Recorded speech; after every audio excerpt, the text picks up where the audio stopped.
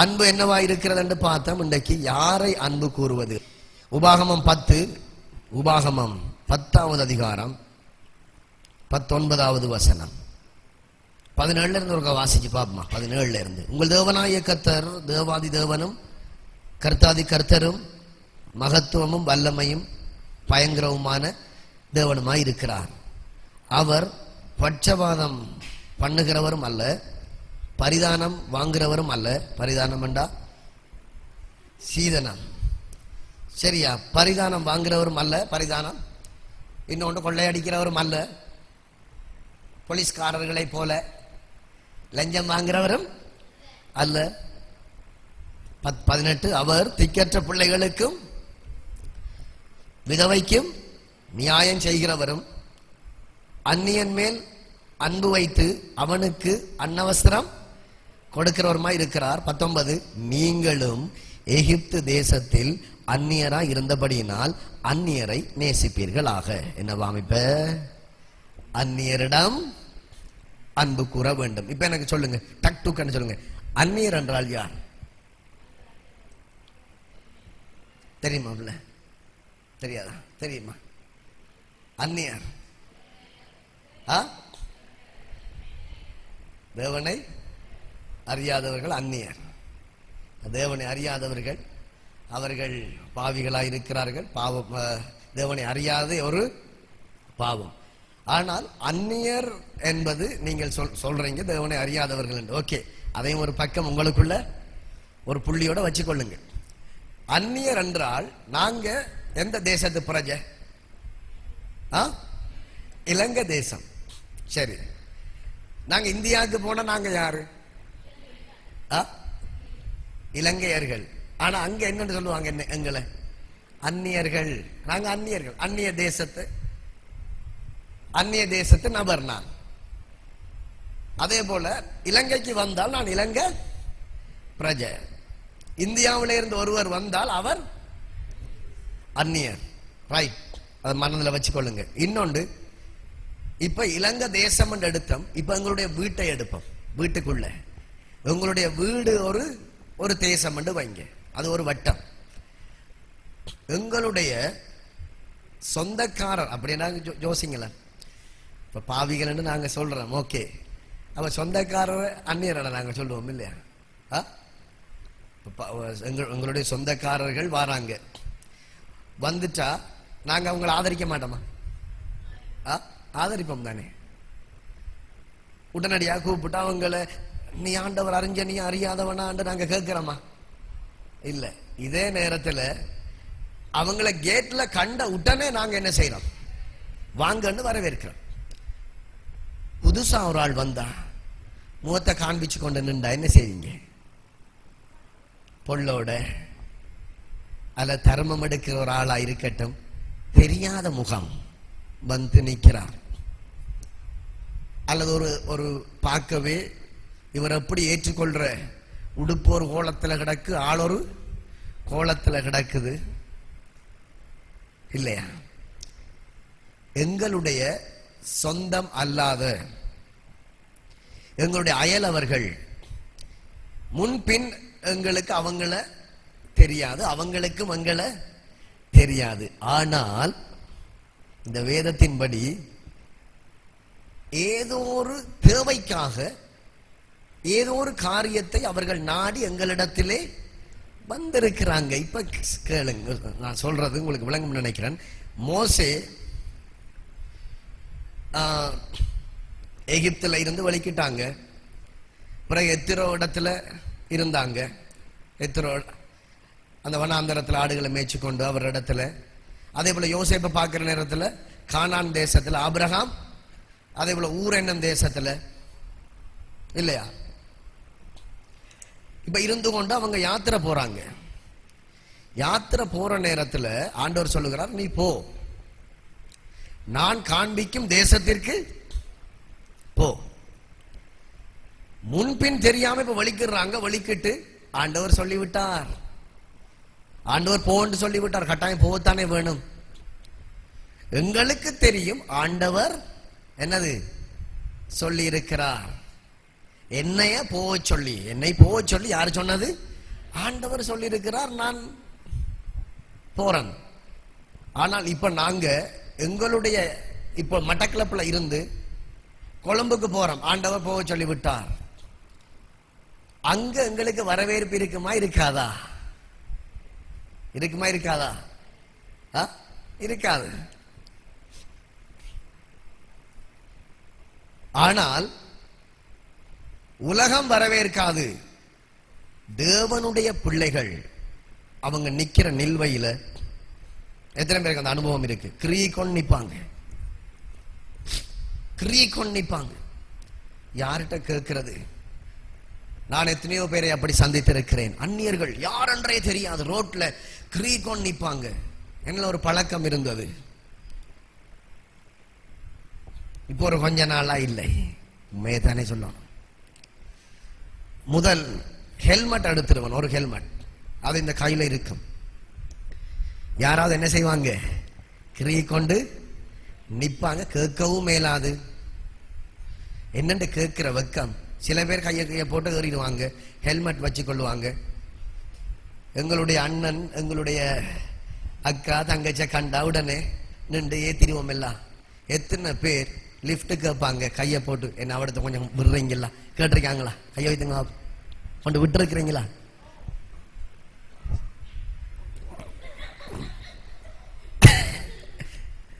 என்னவா போறது தூர நான் பக்கத்துல போறேன்.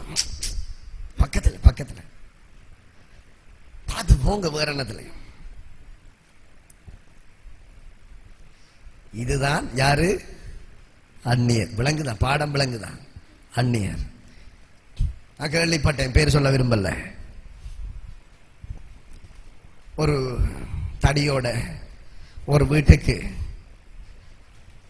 தேவனை அறிந்த ஒரு சகோதரன் போயிருந்தாராம். அங்கே இருந்த ஒரு நபர் இவரெல்லாம் என்னதுக்கு உள்ள அடுத்த அனுப்பு வழியில, இதே நேரம் அது உன் அண்ணனாயிருந்தால் திறத்துவியா? உன் கூட பிறந்த சகோதரனாயிருந்தால் திறத்துவியா? அதே நபருக்கு நாங்கள் இங்க எங்களுக்கு கிடைத்த உண்மையை தானே சொல்லணும். எங்களுக்கு அன்றைக்கு கிடைத்த தோசை சாப்பாட்டையும் அவருக்கு கொடுத்து ஒரு பார்சல் அப்படியே கொடுத்துட்டு இல்லையா? அதற்கு பிற்பாடு எனக்கு தெரியாது, ஒரு சோகத்தோடு வந்தார். அதற்கு 2-3 நாளைக்கு பிறகு கேள்விப்பட்டேன் அவருக்கு என்ன சம்பவம் ஏற்பட்டது. அவர் வந்த நேரத்தில் அவர் போயிருந்த அந்த வளவுக்குள்ள தேவன் தான் தள்ளி கொண்டு போயிருக்கிறான்னு நினைக்கிறேன். அந்த இடத்திலே ஒன்றும் செய்ய முடியாது. தேவனை அறியாத ஒரு சகோதரியினால், தேவனை அறிஞ்ச நாங்க அப்படி செய்யலாமா? ஏன் உதாரணத்துக்கு கொண்டு வருகிறேன் என்றால், தேவனை அறியாதவர்கள் செய்யலாம். தேவனை அறியாதவர்கள் எட்டி உதைக்கலாம். தேவனை அறியாதவர்கள் அவர்களுடைய போக்கு, அவர்கள் எடுக்கிற முடிவு. நாங்களாக முடிவெடுக்க முடியாது. எங்களை உறுதிப்படுத்துறது, நீ இது செய்யலாமா செய்யக்கூடாதான்னு சரியான விதத்திலே உறுதிப்படுத்துவது நாங்கள் தூக்கி சுமக்கிற அவருடைய வசனம், அவருடைய வார்த்தை. நினைச்ச உடனே உலகத்தான போல நாங்கள் இப்படி பண்ணலாம், இப்படி செய்யலாம். அதுக்கு பிற்பாடு நான் கேள்விப்பட்ட நேரத்தில் அதை சொன்ன தாயார் மிகவும் அழுது வேதனைப்பட்டு, ஒரு தேத்தனையும் நான் கொடுக்கலையே என்று வேதனைப்பட்ட நேரத்திலே எனக்கு என் மனம் இடி விழுந்தது போல இருந்தது. இருந்தாலும் அந்த தாயின் இருதயத்தை ஆண்டவர் பார்க்கிறார். தன்னுடைய பேரப்பிள்ளைகள் மூலமாக கலைக்கப்பட்டிருந்தாலும், ஏன் இவங்களை நான் உள்ள எடுத்த, ஏன் நான் இதை சொல்றேன்னா குற்றப்படுத்த இல்ல, நீங்கள் இதை செய்யக்கூடாது. ஹல்லேலூயா.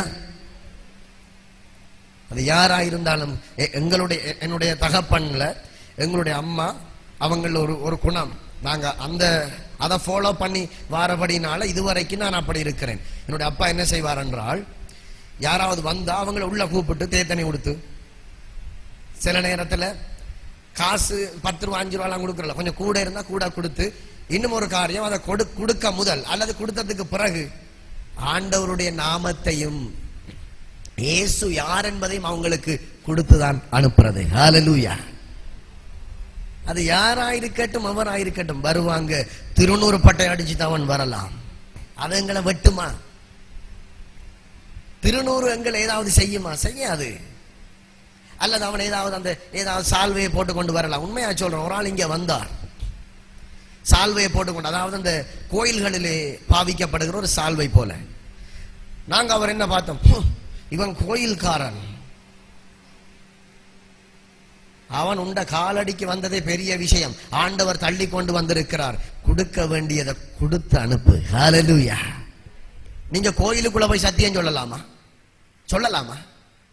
சொல்லல. அவனே வந்திருக்கிறான். உங்க வாசல்ல நிற்கும் போது எவ்வளவு ஒரு அட்வான்டேஜ், என்ன ஒரு வாய்ப்பு, என்ன ஒரு சலுகை. சாத்திரகாரன் பிரச்சனை இல்லை, அது அவன் வேலை, அது பேய் அவனை வழி நடத்துது. உங்களுக்குள்ள இருக்கிற ஜீவன் உள்ள உயிருள்ள வார்த்தை அவனுக்கு சொல்லுங்க. சில பேர் வாசலோட திருப்பி விடுறாங்க. நீ எப்படி கிறிஸ்தவனா இருக்கிறாய்? அப்ப எப்படி சத்தியத்தை சொல்றது?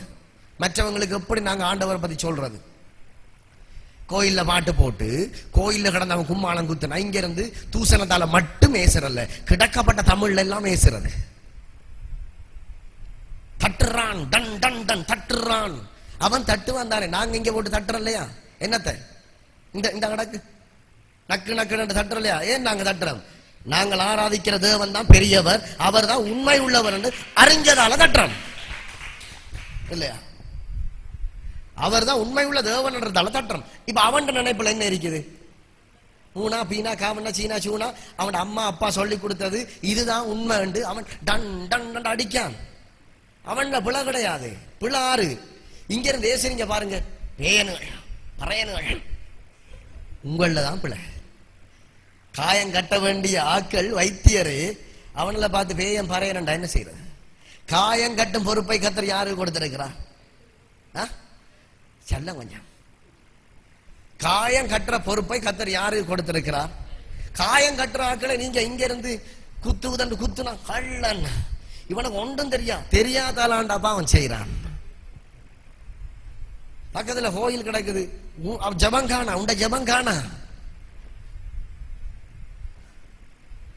முழங்கால் படிடுற நேரத்துல தேவனுடைய வல்லமை புறப்பட்டு, ஆண்டவரே வல்லமை அனுப்புகிறேன், அந்த போரை ஸ்பீக்கர் எல்லாம் அப்படியே உடையட்டு நிக்கட்டும். எத்தனை பேர் கோயில் எல்லாம் பாட்டு போகும், வல்லமை அனுப்புகிறேன். ஆண்டவர் வல்லமை கோயிலுக்குள்ள போகுதுதானே இல்லையா? ஆண்டவர் எல்லாரையும் நேசிக்கிறார். ஹல்லேலூயா. இப்ப சொல்ல போறேன், அந்நியரை உபசரிக்க மறவாதீர்கள், நாங்களும் எகிப்து தேசத்தில் ஒரு நாள் அந்நியராய். இன்றைக்கு அவனை பார்த்து பார்த்து கோயிலுக்குள்ள கடந்து கத்துறான், அவன் இப்படி அடிக்கிறான், இவள் இப்படி செய்யறாள், இவன் யாரோ தெரியா வந்திருக்கிறான். நாங்களும் அந்நியர்களாய் அந்த கேட்டு கிட்ட போய் நின்ற நாட்கள். ஒரு 2 ரூபாய் காசு தருவியா? ஒரு 200 ரூபாய் காசு கொடுப்பியா? காசு இல்லை. அவன் சில நேரம் சொல்லி இருப்பான், நீங்க யாருன்றே தெரியாது, முன்ன பின்ன தெரியாது. சில நேரம் பாருங்க, கடைக்கு போனா ஒரு 10 ரூபா தான் மிஸ் ஆகும். ஆனா நாங்க அன்றைக்கு தான் போயிருப்போம் அந்த கடைக்கு. பழக்கப்பட்ட கடண்டா வேற விஷயம், அன்றைக்கு தான் போயிருப்போம். அவன் எங்களை நம்புவானா? நம்புவானா? நீங்க யாருன்றே தெரியாது, என்னன்னு நான் உங்களுக்கு தரது. கிறிஸ்தவர்களாகிய நாங்கள் இந்த ஒரு ஜீவியம் ஜீவிக்க அழைக்கப்படவில்லை.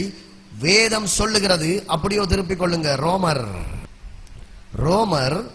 12வது அதிகாரம் 11 தொடக்கம் வாசிக்கலாம். அசதியாயிராமல் ஜாக்கிரதையா இருங்கள். கொஞ்சம் ஜாக்கிரதையாண்டா கொஞ்சம் கவனமா, கொஞ்சம் தேவனுடைய வார்த்தையை வாசித்து கொஞ்சம் அலர்ட்டாக இருங்கள். ஆவியிலே அனலா இருங்கள். கர்த்தருக்கு ஊழியம் செய்யுங்கள். நம்பிக்கையிலே சந்தோஷமா இருங்கள். உபத்திரவத்திலே பொறுமையா இருங்கள். வரும், அதான் எழுதி வைத்திருக்கிறார், இதெல்லாம் வரும். ஜெபத்திலே உறுதியா இருங்கள். அதை விட்டா பிரச்சனை.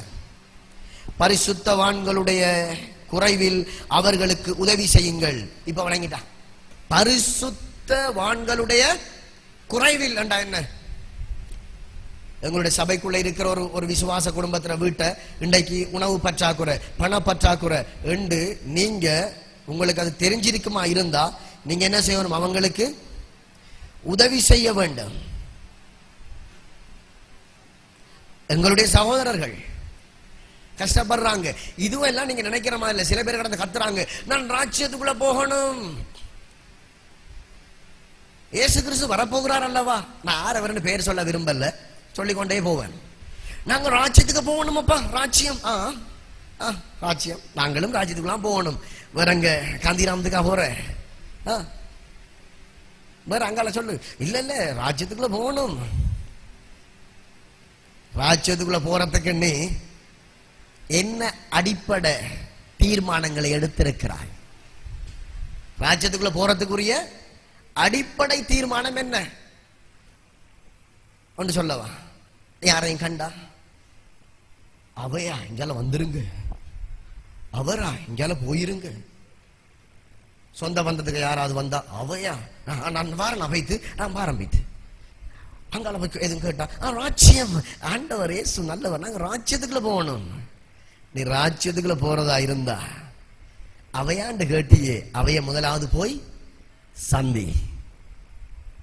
பரிசுத்தவான்களுடைய குறைவில் சபைக்குள்ள எத்தனையோ பேர் இருக்கிறாங்க. அவங்க அப்படியோ இருக்கட்டும் என்று நாங்க நினைச்சா நாங்க பரிசுத்தவான்கள். முடிஞ்ச உதவி, சின்ன சின்ன உதவி, முடிஞ்ச உதவி. மற்றது பாருங்க, அந்நியரை உபசரிக்க நாடுங்கள். ஏன் அந்நியர் என்று சொல்லிட்டு உபசரிக்க நாடுங்கள் என்று சொல்லுகிறார்? உபசரிப்பு என்பது என்ன? தமிழுக்கு அர்த்தம் தெரியுமா? என்னது? ஆதரிக்கிறது, அவங்களை ஆதரிக்கிறது. உபசரிப்பு என்றது ஆதரிக்கிறது. அப்ப அந்நியரை உபசரிக்க நாடுங்களே. அந்நியரை உபசரிக்க சொன்னா, ஏதோ ஒரு நாட்டில இருந்து இங்க வந்திருக்கிறார், அவருக்கு இந்த நாடு தெரியாது, அவரை கொஞ்சம் உபசரிங்க. யார முன்பின்னங்களுக்கு தெரியாதுதான், கொஞ்சம் உபசரிங்க. அவரு கொஞ்சம் காட்டுங்க இடங்களை, இதுதான் உங்களுக்கு தெரிஞ்ச இடங்களை முடிஞ்ச அளவுக்கு அதை காண்பீங்க. ரைட், அது ஒரு அந்நியர் இன்னொரு நாட்டில இருந்து வந்தா. எங்களுக்கு தெரியாம இருக்கிறவங்க எல்லாருமே யாரு? அந்நியர்கள் தான். இப்ப நான் சொல்றேன், தேவன் அறியாதவங்க முன் வீட்டுல இருக்கிறாங்க. அவங்க இப்ப வார நேரத்துல நான் கேட்ட பூட்டுவேனா? எனக்கு தெரிஞ்சால் என்று சொல்லி அவங்கள நான் என்ன செய்வேன்? ஏற்றுக்கொள்வேன். தெரிஞ்ச நபர்கள், என்னுடைய நான் ஒரு 5 வருஷத்துக்கு முதல் சந்திச்சேன், 2 வருஷத்துக்கு முதல் சந்திச்சேன், வாடி வாடா உள்ள என்ன செய்யறோம்? கூப்பிட்டு எடுக்கிறோம். இதே நேரம் தெரியாத நபர்ண்டா இங்கதான் இருக்கு போய். அந்நியரை உபசரிக்க மறவாதீங்க. அந்நியர்களை கொஞ்சம் சேர்த்து பிடிங்க. காரணம் என்னண்டா, அவங்க முன்பின் தெரியாத ஆட்களா இருக்கலாம். கர்த்தர் எதற்காக அனுப்பியிருக்கிறாரோ தெரியல. ஏன் உங்களை தேடி வரணும்? அவங்க ஏன் உங்களோட வீட்டு வாசலுக்கு வரணும்? சில பேர் சொல்லுவாங்க வந்து, நான் அந்த வீட்டை போகலாம்னு பார்த்தேன், அங்க எங்கன்னு பார்த்தேன், எனக்கு மனம் வரல போக, நாயெல்லாம் கிடந்து குலைக்குது எனக்கு போக, ஆனா இங்க வந்தேன், இந்த வளவுக்குள்ள வந்ததும் எனக்கு கொஞ்சம் சமாதானமா சந்தோஷமா இருக்குது என்று சொல்றாங்க. சொல்ற நேரத்தில் கர்த்தருடைய நாம மகிமைப்படட்டும். ஹல்லேலூயா. அவரை ஆராதிக்கிற இடம் தானே. குளிர்ச்சி கூழ்மை எல்லாம் இங்க இருக்கத்தானே வேணும். அது அவருடைய பிளேஸ், அவருக்காக நாங்க கொடுத்திருக்கிறது. இந்த இடத்தை கர்த்தர் அபிஷேகம் பண்ணி வைத்திருக்கிறார். அதே போல நீங்க இருக்கிற வீடுகள் எல்லாம் கர்த்தர் உங்க மூலமாக அபிஷேகம் பண்ணி வைத்திருக்கிறார். உங்க வீடு வாசல் முழுதும் அபிஷேகம் பண்ணப்பட்டிருக்கு. ஒருவர் வந்தார், எங்களுக்கு யாருன்னே தெரியாது, வந்து ஒரு கிராமப்புறத்துல இங்கே ஒரு மலைய பகுதியை வந்தார். ஏதோ ஒரு பிரச்சனை மூலமா தான் வந்தார். நெக்ஸ்ட் வந்தவர் போறதுக்கு கையில காசு இல்லை, யார்கிட்டையுமே கேட்கல, இப்படியோ நடந்து வாரன். நடந்து வந்துட்டு அவருடைய குறைகள் என்ன நடந்தது, அவருடைய மகளுக்கு என்ன நடந்தது, மகள் மனைவி இல்லை, இறந்துட்டாங்களோ என்னவோ தெரியல, தன்னோட இருந்த மகள் இன்னொரு படியனை கொடுத்து இங்க ஓடி வந்துட்டாலாம். அப்ப அந்த ஏக்கத்துல தகப்பன் மகளை பார்க்கணும் மகளை பார்க்கணும் மகளை பார்க்கணும் என்று இருந்த காசோட ஏறிட்டேன். என்னத்தோட? எல்லாரையும் நாங்க கள்ளர்களா நினைக்க கூடாது. இதான் எங்களுடைய வாழ்க்கையில நாங்க விடுற பிள்ளை, மகத்தான ஒரு பிள்ளை. எல்லாரையுமே கள்ள நான் நினைக்கிறது. ஒருவன் வந்து களவெடுத்துட்டு போனா முழு பேரையும் கள்ளர்களாட போடுறது. அப்படி செய்யலாமா? செய்யலாமா? ஒருவன் வந்துட்டான ஒரு வேஷம் போட்டானா முழு பேரையும் அப்படி நினைக்கிறது இல்லை. அவர் தன்னுடைய மகளை பார்க்க வேண்டும் என்கிற துடிப்பில இங்க வந்து இந்த திராய்மடு வேணுமா, இந்த இடம் வேணுமா, முழு இடத்தையும் தேடி திரிஞ்சிட்டு போறதுக்கு காசில மகளையும் கண்டுபிடிக்கல. அவர் அழுதார், எனக்கு ஒரே மகள், என் மனைவியும் இல்லை, இறந்துட்டா நோயில, என் மகள் தான் என்று நான் நினைச்சு கொண்டிருந்தேன், எனக்கு சமைச்சு போறது எல்லாமே அவள் தான். ஆனால் பிரச்சனை இல்லை, அவளும் திருமணம், அவளுக்கு தேவைதான், அவளும் கல்யாணம் கட்டத்தான் வேணும். இருந்தாலும் இப்படி கூட்டிட்டு ஓடி வந்துட்டான் ஒரு பொடியன் அங்க இருந்தவன். நான் சந்திச்சேன்டா காணும். எனக்கு அவருடைய வேதனை என்ன, அந்த பிள்ளைய மகளை சந்திச்சா காணும் என்ற ஒரு ஏக்கத்தோட ஒரு துடிப்போட தகப்பன் தெரிகிறத கண்டேன். அவர் இங்க வந்தார். வந்த நேரத்தில் நாங்கள் உபசரித்தோம். காலேஜ் இந்த டைம் இருக்கும், இப்படி ஒரு டைம் இருக்கும், நாங்கள் சாப்பாடு கொடுத்து அதே போல அவருக்குரிய தேவைகளை நாங்கள் சந்தித்து அனுப்பினேன். ஏதோ செய்து போட்டு சொல்லி காட்டல, நீங்களும் அதை செய்ய வேண்டும் என்பதற்காக கர்த்தர் ஒரு தலைமைத்துவத்தில் என்னை வச்சிருக்கிறதால இந்த சாட்சியை சொல்லுகிறேன். ஹல்லேலூயா. ஏற்றுக்கொள்ளுகிற ஒரு இருதயம் எங்களுக்கு தேவையாக இருக்கிறது. விளங்குதா? 15 வரைக்கும் வாசி முடிக்கலாம். பரிசுத்தவான்களுடைய குறைவில் அவர்களுக்கு உதவி செய்யுங்கள், அந்நியரை உபசரிக்க நாடுங்கள், உங்களை துன்பப்படுத்துகிறவர்களை ஆசீர்வதியுங்கள், ஆசீர்வதிக்க வேண்டியதை அன்றி என்ன செய்யாதிருங்கள், சபியாதிருங்கள், சந்தோஷப்படுகிறவர்கள் உடனே சந்தோஷப்படுங்கள், அழுகிறவர்களுடனே என்ன செய்யுங்கள், அழுங்கள். ஹாப்பியா இருக்கிறவங்களோட ஹாப்பியா இருங்க, அழுறவங்களோட என்ன செய்யுங்க, அழுங்க. இன்னொரு ஆள் அழுற நேரத்தில் அவங்கள பார்த்து ஏளனம் பண்ணாதீங்க, சிரிக்காதீங்க. தேவன் அழகாக சொல்லி இருக்கிறார்.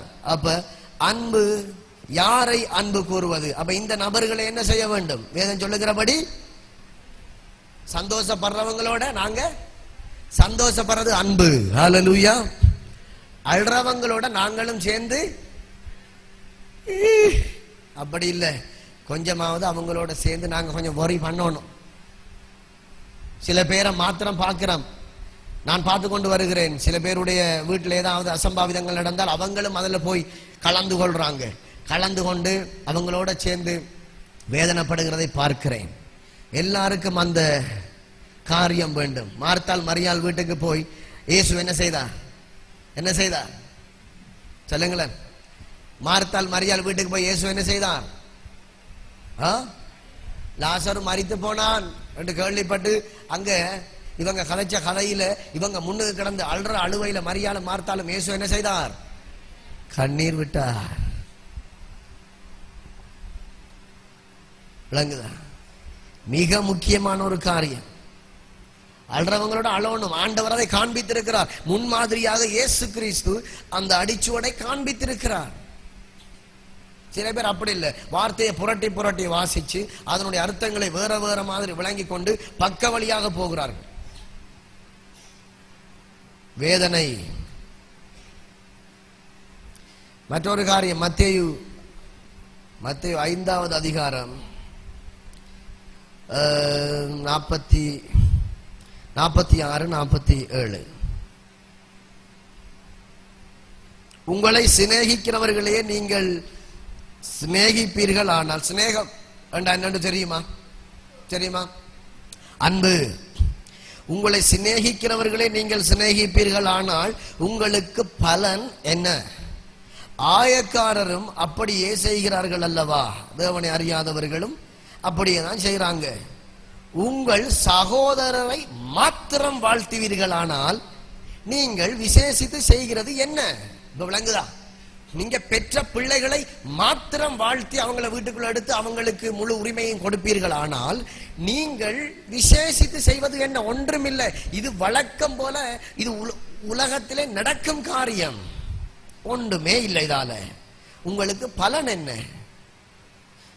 ஆயக்காரரும் அப்படியே செய்கிறார்கள் அல்லவா? 48. ஆகையால் பரலோகத்திலே இருக்கிற உங்கள் பிதா பூரண சற்குணராய் இருக்கிறது போல நீங்களும் பூரண சற்குணராய் என்னவாம் இருக்க கடவீர்கள் என்று சொல்லுகிறார். ஹல்லேலூயா. உங்கள் சகோதரரை மாத்திரம், அவன் சேர்ச்சுக்கு வராட்டி என்ன, அவன் குடிச்சா என்ன, அவன் வெறிச்சா என்ன, தலகளா கிடந்தா என்ன, அவனை கண்ட உடனே வாடா தம்பி உடனே உள்ள எடுத்துருவான். நாங்க திறத்துவோமா? இல்ல. ஆனால் இதை நாங்க செய்யறதன் மூலம் நாங்கள் விசேஷித்து செய்யறது என்ன? அது வழக்கம். இந்த வசனம் சொல்லுகிறது உங்களுக்கு பலன் என்ன? வெளியில இருக்கிறவங்களும் அப்படித்தானே செய்யறாங்க. அந்நியரை உபசரிக்க மறவாதீர்கள். உங்களுக்கு தெரியாதவர்களை உபசரிங்க, அதுதான் ஏற்றுக்கொள்ளப்படும். சகோதரரை மாத்திரம் வாழ்த்தாமல் தெரியாதவங்களையும் போய் கையை கொடுங்க. சில பேர் சொல்லுவாங்க, நாங்க இப்பவும் கேட்டுக்கொண்டு வர ஒரு செய்தி, ஒரு நல்ல ஒரு நியூஸ், என்ன பழகுனது போலவே பேசுறீங்க. எத்தனை பேர் அந்த இது வந்திருக்கு உங்களுக்கு இல்லையா? ஒரு ஆள், கர்த்தர் உங்களை ஆசீர்வதிப்பார். பழகுனது போலவே ரெண்டு உங்களையும் ஆசீர்வதிப்பார். பழகுனது போலவே என்னவாம், நல்லா பேசுறீங்களே. இதுக்கு முதல் நீங்க அவங்களோட கதைச்சி இல்ல, இன்றைக்கு தான் கண்டது. ஹல்லேலூயா, இன்றைக்கு தான் கண்டம். யாரோ தெரியா, எல்லாரும் மனிதர்கள், அவரால் படைக்கப்பட்டவர்கள். யாரை அன்பு கூறுவது என்று சொல்லிக் கொண்டிருக்கிறேன். வாசிட்டமா 46 47 ரைட். அப்ப உங்கள் சகோதரரை மாத்திரம் வாழ்த்துவீர்களானால் ஒரு பிரயோஜனமும் இல்லை. ரைட். அடுத்தது நாங்க அதே இதுல 44 பாருங்க, பகைவர்களிடம் என்று வந்துடும் பாருங்க. நான் உங்களுக்கு சொல்லுகிறேன், உங்கள் சத்துருக்களை சிநேகியுங்கள், உங்களை சபிக்கிறவர்களை ஆசீர்வதியுங்கள், உங்களை பகைக்க. இது கஷ்டம், ஆனால் இதுதான் எங்களை ராஜ்யத்துக்குள்ள கொண்டு சேர்க்கும். ராஜ்யம் ராஜ்யம் ராஜ்யம் வருவதாக சித்தம் பரலோகத்தில் செய்யப்படட்டும் என்று விடிய விடிய உபவாசம் போட்டு ஜெபம் பண்ணினாலும் நான் உங்களுக்கு சொல்லுகிறேன், ஜெபிக்கிறவர்களே கேளுங்கள், உபவாசம் பண்ணுகிறவர்களே, துதிக்கிறவர்களே, ஊழியம் செய்கிறவர்களே கேளுங்கள். இதுதான் ராஜ்யத்தின் ரோட், ராஜ்யத்தின் ஒழுங்கை. நான் உங்களுக்கு சொல்லுகிறேன், உங்கள் சத்துருக்களை, இது ஒரு ரோட். உங்களை சபிக்கிறவர்களை ஒரு நேரம் செஞ்சம் பிரதர், ஒரு நேரம். ஆனா இப்ப என்ன நடந்த, இப்ப தெரியும், அந்த காப்பேட் ரோட்டுகளை போட்டா அது கொஞ்ச நாள்ல என்ன செய்யும், இந்த பெரிய பெரிய ஆலடியன் போனா என்ன செய்யும், பெரிய மடு விழுந்து, அதே மடுவுக்குள்ள நானும் விழுந்து கிடக்கிறேன். ரோட் டேமேஜ் ஆயிடுச்சு, திருப்பி அதை என்ன செய்யணும், கிரவல போட்டு முதல் இருந்து செய். நிமித்து உங்களை சபிக்கிறவர்களை ஆசீர்வதியுங்கள், உங்களை பகைக்கிறவர்களுக்கு நன்மை செய்யுங்கள், உங்களை நிந்திக்கிறவர்களுக்காகவும் உங்களை துன்பப்படுத்துகிறவர்களுக்காகவும் ஜெபம் பண்ணுங்கள். சரியான கஷ்டம். அழிஞ்சு போகட்டும் ஆண்டவரை அவன் என்று ஜெபிக்கத்தானே வாய் வருது. இப்படி இந்த போறான், இந்த பைக் எடுத்துட்டு அப்படியோ விழுவானாக, என்னோட இருக்கிறவர் யார் என்பதை அவன் அறியும்படி செய்யும். ஹல்லேலூயா. என்னடாது இதெல்லாம் ஒரு ஜெபமா? இப்படி ஜெபம் பண்ணி போட்டு ராஜ்யம் வருவதாக, வருமாண்டவரே என்னையும் கூட்டி போக மாட்டவரே, வரவும் மாட்டார். அப்படி வந்தாலும் உன்ன கண்டுதான் அங்கால போயிடுவான். ஊத்த என்னுடைய வார்த்தையின்படி, என்னுடைய வார்த்தையை கேட்டு அதன்படி செய்கிறவனே எனக்கு தாயும் சகோதரனும். உங்களை நிந்திக்கிறவங்க ஜெபம் பண்ணுங்க. இப்படி செய்கிறதினால் நீங்கள் பரலோகத்தில் 45 பரலோகத்தில் இருக்கிற உங்கள் பிதாவுக்கு புத்திரர் ஆயிருப்பீங்க. புத்திரர் என்றா தெரியுமா என்னண்டு? பிள்ளைகள். சொல்லு, பிள்ளைகள். புத்திரர் ஆயிருப்பீர்கள். அவர் தீயோர் மேலும் நல்லோர் மேலும், என்ன மாதிரியும் உங்களை மாதிரியும் நாங்க ஆராதிக்கிற இயேசு. உன்னை மட்டும் சொன்னா நீ பிறகு நீங்க அப்படி இல்லையான்னு கேட்டீங்கடா. அதான் ஹொமனா சொல்றேன் பாருங்க. தீயோர் மேலும் நல்லோர் மேலும் சூரியனை நான் என்ன செஞ்சிருப்பேன் சொல்லுங்க. அவனா இன்றைக்கு அவனுக்கு சூரியன் உதிக்க கூடா, என்ற வீட்டை மட்டும் உதிக்கட்டும். அப்படியே குறைக்கிறத குறைச்சி கூட்டுறத கூட்டி ஏறி பெரிய வரலை வச்சென்றாலும் ஏறி பெரிய ஏணிய வச்சு அந்த சூரியனை இழுத்து கைத்த போட்டு இல்லையா தம்பி? அந்த பக்கத்து வீட்டுக்காரன் எனக்கு அவன் கடுமாள். இன்றைக்கு இரவைக்கு அவனுக்கு சந்திரன் அனுப்பக்கூடா, இழுத்து அது அங்கால நகராம கைத்த போட்டு கட்டி வச்சிருவேன். நில்லு,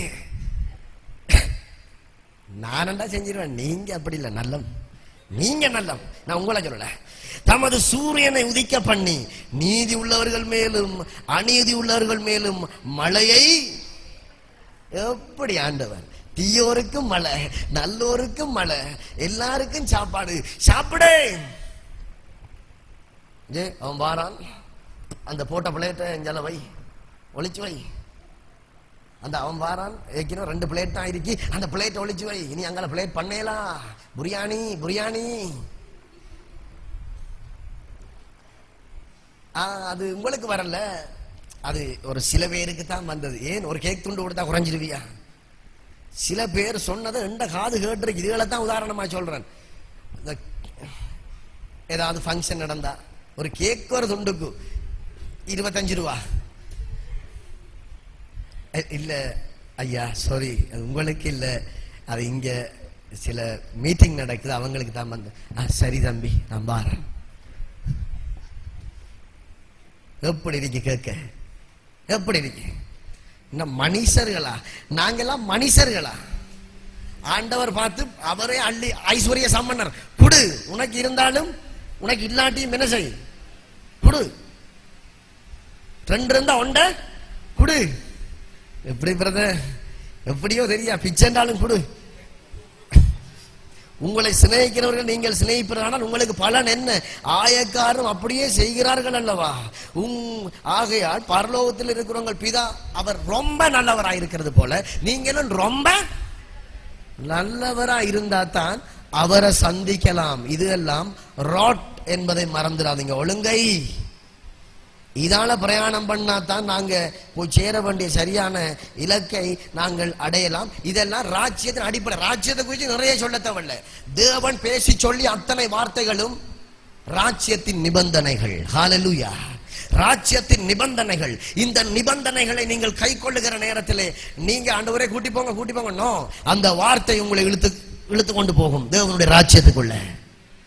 அதான் ஆண்டவர் சொல்லுகிறார், உண்மையும் உத்தமம் உள்ள ஊழியக்காரனே என் சந்தோஷத்திற்குள்.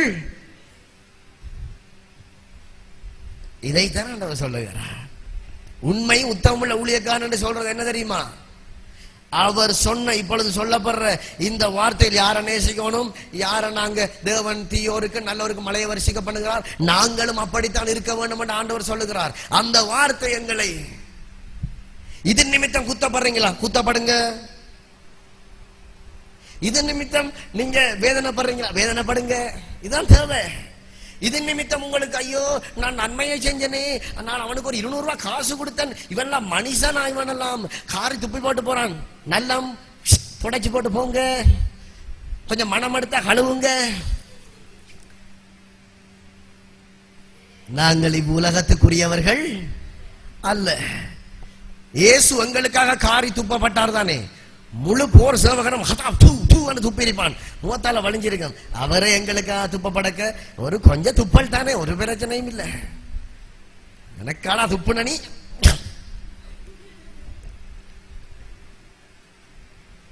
பாவிகளும் ஆயக்காரர்களும் அப்படியே செய்கிறார்கள் அல்லவா? நீங்கள் விசேஷித்து செய்கிறது என்ன? அப்ப ஆண்டவர் நீங்க விசேஷித்து செய்யறது என்ன பாருங்க. 2 பேர் இருக்கையில ஒரு 3 பேர் வைங்க. எங்களை பக்கத்தில் இருக்கிற 2 பேருக்கும் யாரோ பக்கத்தில் இருக்கிற யாரோ என்னவோ பேசி போட்டாங்க. எங்களோட இருக்கிற அந்த 2 பேரும் எனக்கடா ஹதச்சனி சட்டார் புட்டார் சட்டார் சட்டா பட பட பட பட கேக்குது. ஆனா அதே பிரச்சனை எங்களுக்கு வார நேரம் சும்மா இருக்கு, அது பிரச்சனை இல்ல, நீ அடிச்ச ஓ அது பரவாயில்ல. நல்லா யோசிச்சுட்டு அந்த 2 பேரும் எனக்கு போட்டு அடிச்சு போட்டானுங்கள். அதே ஒரு காரியத்தை அவனுக்கு செய்தனே, அவன் சும்மா இருந்தான். காரணம் என்ன? அவங்களை தேடுறத பாக்கிலும் உங்களை வலை போட்டு தேடிக்கொண்டு திரிவான். ஹல்லேலூயா. நீங்க யார பிள்ளைகள் அவன் கண்டு பிடிச்சானோ அப்ப அவர் தானா இந்த ஒரு நல்ல ஒரு குணத்தை உனக்கு தந்திருக்கிறது. அப்ப நானும் அவரை பிடிச்சு கொள்றேன். இதுதான் நாங்க சொல்றோம், இயேசு உங்கள பார்க்க வேண்டும் என்று. ஹல்லேலூயா. இயேசு உங்கள பார்க்க வேண்டும். பழி வாங்கின காலம் போகட்டும். மத்தேயு 22:37. அவர் சதுசேயரை வாயடைத்தார் என்று பரிசேயன் கேள்விப்பட்டு அவரிடத்தில் கூடி வந்திருந்தார்கள். 35. அவர்களில் நியாய சாஸ்திரி ஒருவன் அவரை சோதிக்கும்படி, போதகரே, நியாய பிரமாணத்தில் எந்த கற்பனை பிரதானமாயிருக்கிறது என்று கேட்டான். இது நான் எதை குறித்து சொல்ல போறேன்னு சொன்னா, அடுத்தது யாரை அன்பு கூறுவது? தேவனாகிய கர்த்தரிடத்தில். எழுதிக் கொள்ளுங்கள், தேவனாகிய கர்த்தரிடத்தில். படிப்படியா சொன்னான். ஒன்று எதை சொன்னான்? அந்நியரிடத்தில். இரண்டாவது பகைவர்களிடம். மூன்றாவது தேவனாகிய கர்த்தரிடத்தில். அவர்களை நியாய சாஸ்திரி ஒருவன் அவரை சோதிக்கும்படி, போதகரே, நியாய பிரமாணத்தில் எந்த கற்பனை பிரதானமானது என்று கேட்டான். இயேசுவன் நோக்கி, தேவனாகிய கர்த்தரிடத்தில் முழு இருதயத்தோடும் உன் முழு ஆத்மாவோடும் உன் முழு மனதோடும் அன்பு கூறுவாய் ஆக. என்னவாம்? அடுத்தது யாரை அன்பு கூற வேண்டும்? முதலிடம் யாருக்கு? இயேசு அவனை நோக்கி, உன் தேவனாகிய கர்த்தரிடத்தில். அதுவும் எப்படி அன்பு கூற வேண்டும்? உன் முழு இருதயத்தோடும் உன் முழு ஆத்துமாவோடும் உன் முழு மனதோடும். அதுதான் கஷ்டம். ஒன்று சொல்லவா, தேவனிடத்தில் அன்பு கூறுறது லேசு, அவரிடத்தில் அன்பு கூறுவது லேசு. ஆனால் முழு இருதயத்தோடு அன்பு கூறுவது, காரணம் என்னன்னா, நாங்க இன்னொரு ஆளை உள்ளத்துல வச்சு கொண்டிருக்கோமே. உன் முழு ஆத்துமாவோடும் முழு மனதோடும் பொன்னையும் தங்கத்தையும் வெள்ளியையும் அவனையும் இவளையும் உள்ள வச்சித்து உமை நேசிக்கிறேன் ஆண்டவர் நல்லம், ஆனா முழு உள்ளத்தோடு. அதுதான் பெரிய வேர்டு. என்ன வேர்டு? என்ன வேர்டு? பெரிய வேர்டு. நான் உம்மை நேசிக்கிறேன். கேட்க நல்லா தானே இருக்கு. ஆனா ஆண்டவர் பக்கத்துல கொஞ்சம் சுரண்டி கேட்பார், கொஞ்சம் நிப்பாட்டு பாட்ட, நிப்பாட்டு. முழு உள்ளத்தோடு நேசிக்க முடியுமா? முழு இருதயத்தோடு நேசிக்க முடியுமா? முழு மனதோடு நேசிக்க முடியுமா? அப்படியான ஆக்களுக்கு மட்டும்தான் எனக்கு பின்னால் இடம். பாப்போம் பின்னால. நான் வருகிறேன் ஆண்டவரே. ஹல்லேலூயா. இல்ல ஆண்டவர் அப்படி இல்ல, எனக்கு ஒருவர் இருக்கிறார், அவரையும் பார்த்து கொண்டு உம்மையும் நேசிக்கிறேன். அவருக்கு பின்னாலே போ, நான் பாரம் பைத்து. இல்லையா? இல்லையா? இயேசுவானுக்கும் தேவனாகிய கர்த்தரிடத்தில் முழு இருதயத்தோடும். ஆனா ஒன்று சொல்றேன், இப்படி தேவனுடைய வார்த்தை கீழ்ப்படிந்து உன் முழு இருதயத்தோடு உன் முழு ஆத்மாவோடு உன் முழு மனதோடு நீ அவரை ஆராதிக்கிற சேவிக்கிற நேரத்துல நீங்க ஒண்ணும் கேட்க தேவையில்ல, எல்லாமே உங்களை தேடி வரும். ஹல்லேலூயா. ஐஸ்வர்ய சம்மனர் அள்ளி இறைப்பா, இதுவரைக்கும் கிடைக்கலையே. நீ நேசிச்சது உண்மை, முழு உள்ளத்தோட நேசிக்கலையே. முழு உள்ளத்தோட நேசிச்சா அந்நியரை உபசரிச்சிருப்பீங்க, அண்ணனையும் தம்பியையும் வெல்கம் பண்றீங்க. ஆனால் தெரியாத முகம் வந்தா இவன் ஆறு, ஏன் இவன் உள்ளுக்கு எடுத்த அனுப்பு. முழு உள்ளத்தோடு நீங்க நேசிச்சிருந்தா, முழு உள்ளத்தோடு ஆண்டவரை பின்பற்றி இருந்தா, நீங்கள் உண்மையாக உங்களுடைய பகைவர்களை நீங்கள் நேசிச்சிருப்பீங்க. ஹல்லேலூயா. உங்களை துன்பப்படுத்துகிறவர்களை நேசிச்சிருப்பீங்க. இதைத்தான் ஆண்டவர் உங்களிடத்தில் எதிர்பார்க்கிறார். அடுத்தது பாருங்க, உன் அயலவனிடத்தில். மத்த 22:39 வந்துடும் பாருங்க. இதற்கு ஒப்பாயிருக்கிற இரண்டாம் கற்பனை என்னவென்றால், உன்னிடத்தில் நீ அன்பு கூறுவது போல உன் பிறன். பிறன் யார்? பிறன் யார்? அதே வசனத்துல தான் சொல்லப்படுது. பிறன் யார்? அயலவன். பாத்தீங்களா? 37.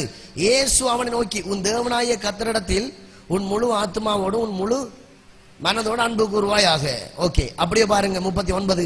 இதற்கு ஒப்பாயிருக்கிற இரண்டாம் கற்பனை என்னவென்றால், உன்னிடத்தில் நீ அன்பு கூறுவது போல பிறனிடத்திலும் அன்பு கூறுவாயாக என்பது. பிறன் யார்? எங்களுக்கு பிறன் யார்? அயலவர்கள். எங்களுக்கு பிறன் யார்? எங்களுக்கு தெரியாதவர்கள் நிறைய பேர் இருக்கிறாங்க. அல்லது நாங்க ஏதாவது ஒரு கூடுகைக்கு போனா அங்க இருப்பாங்க.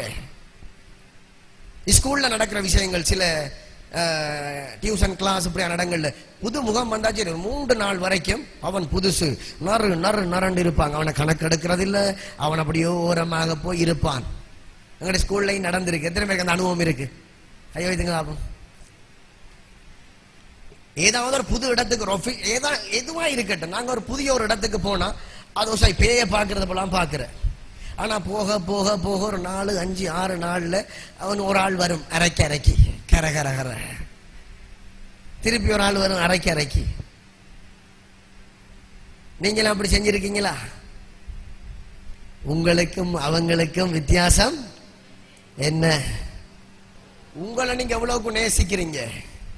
கத்தியால குத்த வந்தா விடுவீங்களா? விடுவீங்களா?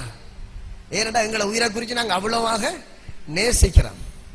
அதே போல ஆண்டவர் சொல்லுகிறார், பிறனிடத்திலும் அன்பு கூறுவாய் ஆக.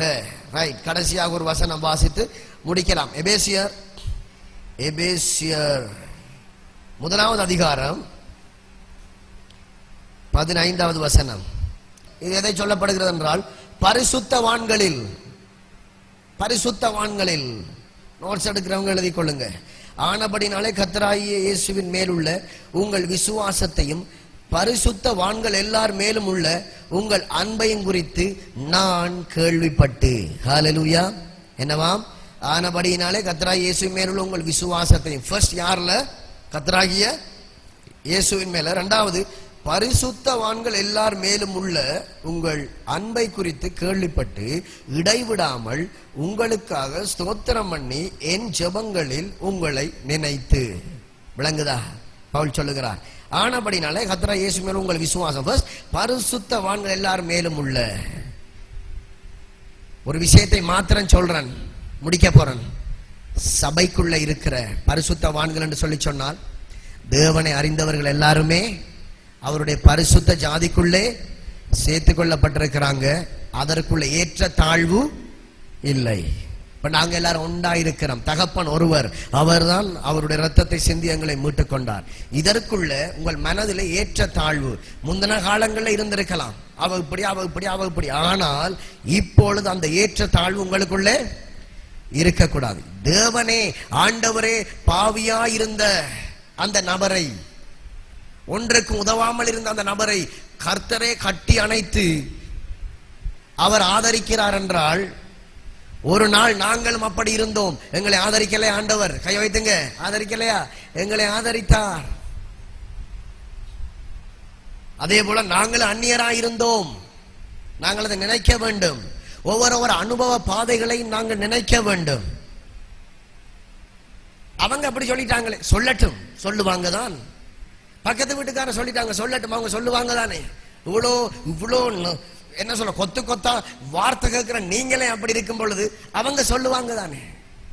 உண்மை எது பொய் ஏதென்று அறிஞ்ச நீங்களே அப்படி செய்கிற பொழுது அவங்க சொல்லுவாங்க தானே, இல்லையா? சொல்லுவாங்க.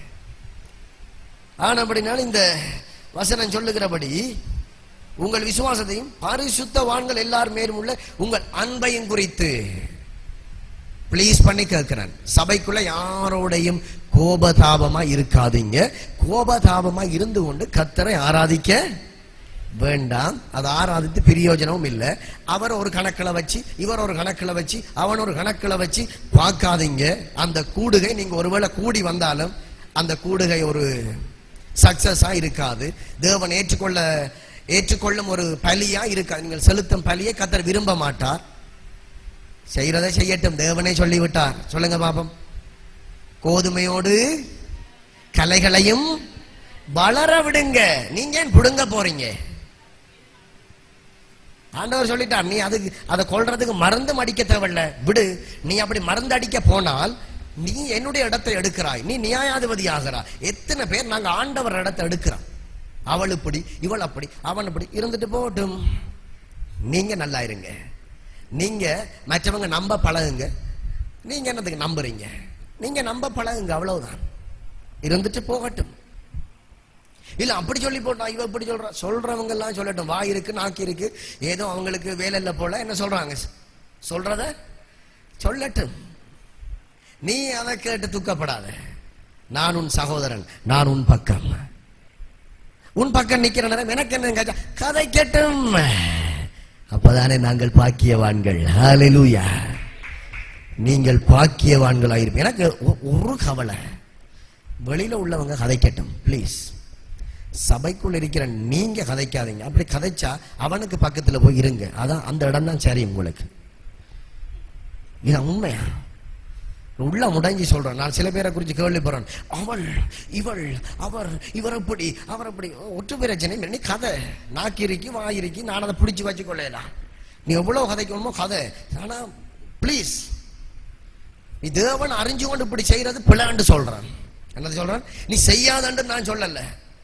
நீ கலைகளை புடுங்கிறது பிளான்ற ஆண்டவர் சொல்லியிருக்காரு. கலைகளை புடுங்கிறது எந்த வேலை? ஏன் தேவனுடைய வேலையை நீங்க எடுக்கிறீங்க? அறுப்புக்கு எஜமான் வந்து அவர் கோதுமையும் கலையையும் வெவ்வேறாக பிரிப்பார். பதரையோ அவியாத அக்கினியிலே போடுவார், கோதுமையை களஞ்சியத்திலே சேர்ப்பார். இதான் தேவனுடைய ராஜ்யமும் எரி நரகமும். மறந்துடாதீங்க. பழிக்கு பழி வாங்குறது பிள்ளை. மற்றவங்க பேசுறது போல நீங்க பேசுற அவங்களுக்கு உங்களுக்கு என்ன வித்தியாசம்? முதலாவது உங்களை சுத்திகரிங்க. உலகத்தான் பேசுறது போலவே நீங்களும் பேசாதீங்க. பழைய கதைகளை கொண்டு வர்றது, நாய் ஊழ விடுது, இன்றைக்கு வீட்டுல மரணம் விழுந்துருமோ, பக்கல் கத்துது, கத்தட்டும், அதுக்கு வாய் இருக்கு. எவ்வளவு நேரம் கத்த விரும்புற? நாய் ஊழ விட போறியா? ஊழ விட்டு கொண்டே போ. என்னோட இருக்கிறவர் பெரியவர். சரி, ஒரு 7-8 மணிக்கு வந்து பக்கல் கத்தும். பக்கல் கத்தக்கூடாது, அது கூடாது. பழையாக்கள் சொல்லிருக்காங்க. பழையாக்கள் சொல்லியே செத்து போயிட்டாங்க. அதை விசுவாசிச்சு நாங்க அதை விசுவாசிக்கிறது இல்ல. அதுக்கு கத்த சொல்லி குரலை கொடுத்தது ஆண்டவர். அது துதிக்குது, தேவனை துதிக்குது. நாய் பௌ குலைக்கிறதுக்கு பதிலா சில நேரம் ஆண்டவரை என்றும் துதிக்கலாம் தானே, இல்லையா? நாங்க மெதுவா துதிச்சு பாக்குறோம். இல்லாட்டி பக்கத்து வீட்டுக்காரன் கல்லறிற அளவுக்கு கத்துற இல்லையா? அதுவும் கத்தி தேவனை துதிக்கட்டும், அவ்வளவுதான். அதை நீங்க இல்ல எனக்கு இப்படி நடந்துரும் என்று விசுவாசிச்சா அது அப்படியோ ஆகிரும். இதுவல்ல எங்களுடைய பாடம். யாரை அன்பு கூறுவது? தேவன் சொன்னபடி நீ நடக்கிற நேரத்தில் கர்த்தர் உன் வாழ்க்கையிலே பெரிய காரியங்களை செய்வார். அப்படி எழுந்து நின்று ஜெபிக்கலாம். Thank you Jesus. நன்றி பரிசுத்த ஆவியானவர். 2 கைகளையும் உயர்த்தி இதுவரை செய்ததெல்லாம் போகட்டும். ஆயக்காரரும் அப்படியே செய்கிறார்களே. உன்னை நேசிக்கிறவர்களே நேசித்தால், உன் சகோதரனை மாத்திரம் நீ வாழ்த்தினால் அதனால் பலன் என்ன? உங்களை நேசிக்கிறவர்களே நேசிச்சு கொண்டு உங்க கூட பிறந்தவங்களையும் உங்களுக்கு தெரிஞ்சவங்களையும் வாழ்த்துனா பலன் என்ன? ஆயக்காரரும் அப்படியோ பண்றாங்க. நீங்க இப்ப கையை உயர்த்த போறீங்க. ஆண்டவரே போதும் ஆண்டவரே, இதுவரைக்கும் நான் இப்படி செய்துட்டேன், உண்மைதான். நான் உங்களை அறிஞ்சு கொண்டு, ஆனா உங்களோட அடிச்சுவாடு வேற ஆண்டவரே. உம்முடைய அடிச்சுவாடு ஒரு வித்தியாசமா இருக்குது. இயேசுவை நினைக்கிற நேரத்துல ஒரு வித்தியாசமான ஒரு நபர். அவர் அடிச்சவனையும் காரி துப்புனவனையும் ஏற்றுக்கொள்ளத்தக்க இருதயம் உள்ள கர்த்தர் நாங்க ஆராதிக்கிற ஆண்டவர். அவர் செய்ய என்று சொல்ல முதல் அதை செய்து காட்டினார். அதுக்கு பிறகுதான் அவர் சொன்னார். ஹல்லேலூயா. அவர் சொன்னதை செய்து காட்டிய ஆண்டவர். அப்படியே ஒப்பு கொடுங்க. இவ்வுலகம் அழிந்து போகும். உலக மனிதர்களுடைய கட்டுக்கதைகள் அழிந்து போகும். அழியாது ஒன்று நித்திய சுதந்திரம், தேவனுடைய வார்த்தை. இதற்கு நான் கீழ்ப்படுகிறேன் ஆண்டவரே, இதற்கு நான் கீழ்ப்படுகிறேன். நான் விசேஷித்தவன் என்று நீங்க சொல்லி வச்சிருக்கிறீங்க. அதே போல நான் எல்லாவற்றிலும் விசேஷித்தவனாய் வாழ விரும்புகிறேன். ஹல்லேலூயா. கொஞ்ச நேரம் வாயில திறப்பமா. 2 கைகளை உயர்த்தி நன்றி ஆண்டவரே, இந்த வார்த்தைக்கு நேராக என்னை ஒப்பு கொடுக்கிறேன். இந்த வார்த்தைக்கு நேராக என்னை தருகிறேன் ஆண்டவரே. இந்த வார்த்தைக்கு நேராக என்னை தருகிறேன். நான் அந்நியரை உபசரிக்க வேண்டும். யாருதான் தெரியாதவங்க வந்தாலும் ஆண்டவரே, ஆண்டவர் அவன் எந்த மதம், அவன் என்ன பாஷை, அவன் எப்படிப்பட்ட வேண்டாம், ஏதோ தெரிந்ததை வைத்து அவனை உபசரித்து ஆண்டவரே நீங்களும் சில நேரத்தில் அனுப்பலாம். ஆண்டவர் உங்களுடைய பிள்ளைகளாகிய எங்களுடைய வீட்டுக்கு, என்னிடத்திற்கு, இந்த பிள்ளைகளிடத்திற்கு அனுப்பலாம். நீங்க தான் தள்ளிக்கொண்டு வருவீங்க. அவனை போய் சந்தி, அவன் உனக்கு ஆகாரம் தருவான். அவளை போய் சந்தி, அவள் உன்னை திடப்படுத்துவாள் என்று சொல்லி நீங்க அனுப்பலாம். ஆனா நாங்களும் சேர்ந்து காயப்படுத்தின நேரங்கள் உண்டு ஆண்டவரே. மன்னிப்பீராக, மன்னிப்பீராக, மன்னிப்பீராக ஆண்டவரே. உங்களை தேவன் செக் பண்ணலாம். உங்க வீட்டுக்கு அனுப்புவார். தெரியாத முகங்களை அனுப்புவார். இனி நீங்க செய்ய வேண்டியது, உங்கள்ட்ட இருக்கிற 50 ரூபாயோ 100 ரூபாயோ அதை கொடுங்க. சாப்பாடு இருந்தா கொடுத்துட்டு 2 நிமிஷம் இருப்பாட்டு. இது ஒரு நல்ல ஒரு நற்செய்தி அறிவிக்கிற ஒரு வாய்ப்பு தெரியுமா? சுவிசேஷத்துக்குரிய ஒரு வாய்ப்பு. அவங்களுக்கு ஆண்டவர் தான், இயேசுதான் மெய்யான தேவன், உங்களுக்காக மரித்தார், இயேசு உங்களை நேசிக்கிறார் சொல்லுங்கள். உங்களுக்கு தெரிந்த சுவிசேஷங்களை சொல்லுங்கள். ஹல்லேலூயா. ஒப்பு கொடுப்போமா? Thank you Jesus. நன்றி பரிசுத்த ஆவியானவரே. எத்தனையோ தடவை ஆண்டவரே நீர் என்னை சோதித்திருக்கிறீர். ஆனாலும் நான் அதற்கு ஆண்டவர் உடன்படவில்லை. நான் அதை மறுத்து வெறுத்து ஆண்டவரே நான் வேற விதமா வேற பாதையினால நடந்துட்டேன் தகப்பனே. எல்லாரும் சத்தம் உயர்த்தி என்ன மன்னியும். இதுவரை பள்ளிக்கு பள்ளி வாங்கினதை மன்னியும். இதுவரை துக்கப்படுத்தினதை மன்னியும். இதுவரை ஆண்டவரே எங்களுடைய அந்நியரை பகைத்ததை மன்னியும். அயலாரை உபசரியாதை மன்னியும். எங்களுக்கு தெரிந்தவர்களை எங்கள் சகோதரர்களை மாத்திரம் நாங்கள் வாழ்த்தினதை மன்னியும். உம்முடைய பார்வையிலே நீர் எல்லாருக்கும் தேவனாயிருக்கிறேன். அநீதி உள்ளவர்களுக்கும் நல்லவர்களுக்கும் மழையை வருஷிக்க பண்ணி சூரியனை சந்திரனை வருஷிக்க பண்ணி எல்லாரையும் ஆசீர்வதிக்கிறீர் ஆண்டவரே. ஆனாலும் அவர்கள் உலகத்தார், நீங்க அவங்களை ஆசீர்வதிக்கீங்க. ஆனால் அவர்கள் ராஜ்ய வாழ்க்கை அவங்களுக்கு கிடைக்குமா தெரியாது. ஆனால் எனக்கு இந்த உலகத்திலும் ஆண்டவரே, மறு உலகத்திலும் உம்முடைய ராஜ்ய வாழ்க்கை எனக்கு தேவை. இந்த உலகத்தின் ஆசீர்வாதங்களை பார்க்கிலும் எனக்கு மறு உலகத்தின் நித்திய ஜீவன் தான் எனக்கு தேவை ஆண்டவரே. இந்த வீதியிலே நான் இனி பிரயாணம் செல்ல என்னை ஒப்புக் கொடுக்கிறேன். சொல்லுங்க, இந்த வீதியிலே நடக்க, இந்த ரோட்ல நான் பிரயாணம் பண்ண என்னை ஒப்புக் கொடுக்கிறேன். இதுதான் என் வழி. வழி, சத்தியம், ஜீவன் நீங்க தான். இயேசுவின் நாமத்தில் ஆமென், ஆமென், ஆமென்.